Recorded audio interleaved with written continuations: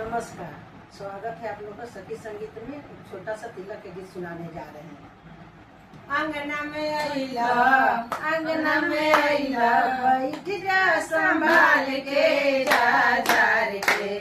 ए अंगना में आइला, अंगना में आइला, बैठ जा संभाल के जा जार के।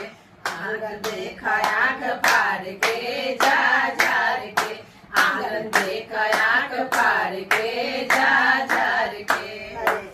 बड़ी तू सहारा हो में न पाड़ा, और न करार चल धीरे से चढ़ा जा। बड़ी तू सहारा हो में न पाड़ा, और न करार चल धीरे से चढ़ा। ऊपर नीचे देखबा, ऊपर नीचे देखबा, छोड़ई बोखार के जा जार के।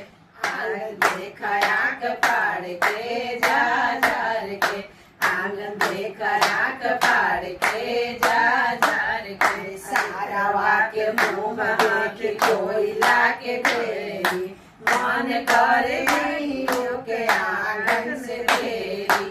सारावा के मुँह देख कोयला के ढेरी, मन करे नहीं के आंगन से ढेरी। ऊपर नीचे देखबा, ऊपर नीचे देखबा, छोड़ई बोखार के जा